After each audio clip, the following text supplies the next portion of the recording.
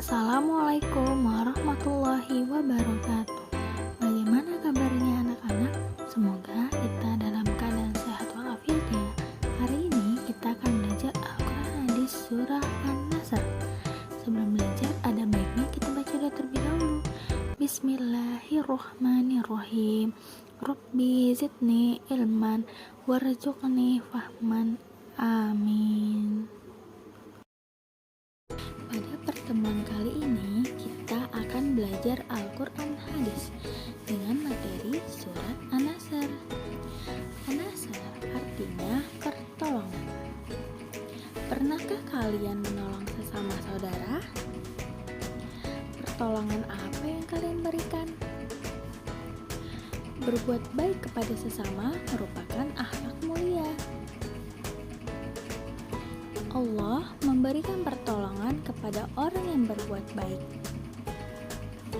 Jika kita berbuat baik, orang lain juga akan berbuat baik kepada kita. Teman-teman akan semakin sayang kepada kita. Berbuat baik harus ikhlas, bukan karena ingin dipuji. Jika bersalah kepada teman, kita harus segera meminta maaf. Banyak teman harus disyukuri, bukan malah sombong. Sudahkah kalian mengenal surat An-Nasr? Bisakah kalian menghafalkan surat An-Nasr? Apa yang terkandung dalam surat An-Nasr?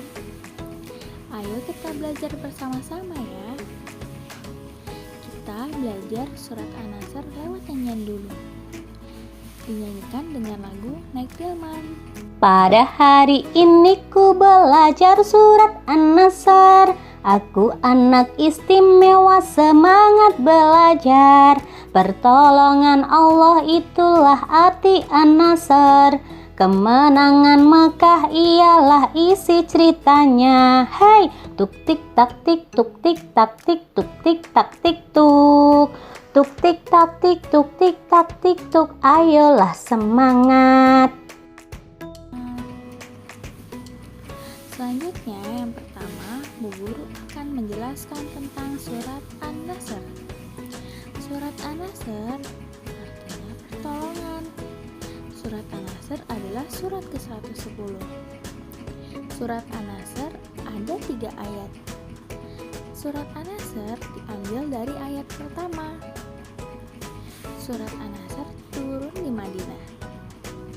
Surat An-Nasr termasuk surat Madaniyah. Surat An-Nasr menceritakan kemenangan umat Islam di Mekah adalah karena pertolongan Allah. Surat An-Nasr memperingatkan kita untuk selalu bertasbih memujinya dan mohon ampunan kepada Allah. Surat An-Nasr dapat dibaca dalam sholat. Kita dapat membacanya setelah membaca surat Al-Fatihah.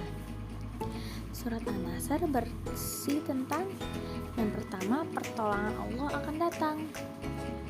Yang kedua, Islam akan mendapat kemenangan. Yang ketiga, perintah Allah bertasbih atau memuji Allah dan meminta ampunan kepadanya. Selanjutnya, kita akan belajar tentang Fathu Mekah. Fathu Mekah adalah pembebasan kota Mekah. Nabi Muhammad dan para sahabat mampu menaklukkan orang-orang kafir Quraisy, sehingga kota Mekah dikuasai umat Islam.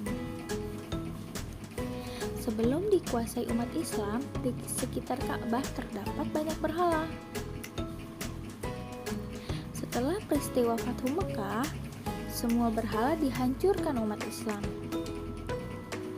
Setelah berhala dihancurkan, banyak orang Quraisy yang masuk Islam.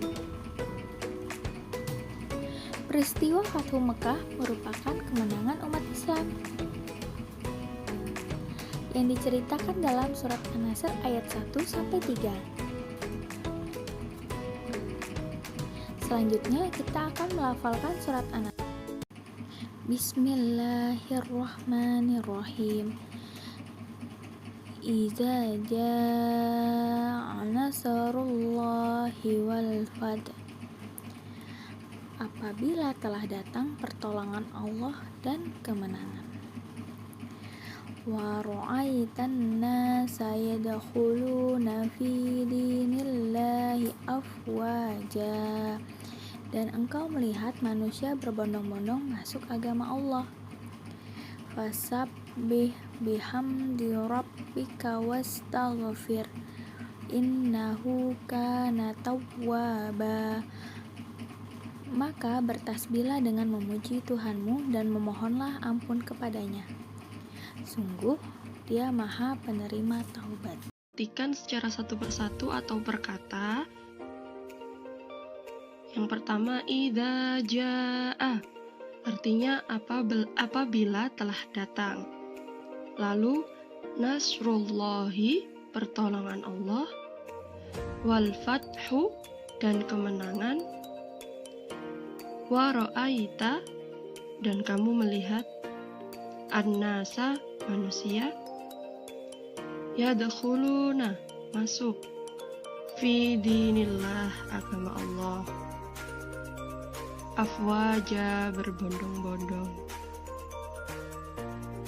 Selanjutnya, fasabbih, maka bertasbihlah, bihamdi, dan memuji, rabbika, Tuhanmu, wastaghfir, dan mohonlah ampun kepadanya, innahu, sesungguhnya Dia, tawwaba, Maha Penerima Taubat. Isi pokok surat An-Nasr yaitu janji bahwa pertolongan Allah akan datang dan Islam akan mendapatkan kemenangan. Perintah dari Allah agar bertasbih memujinya dan meminta ampun kepadanya dikala terjadi peristiwa yang menggembirakannya.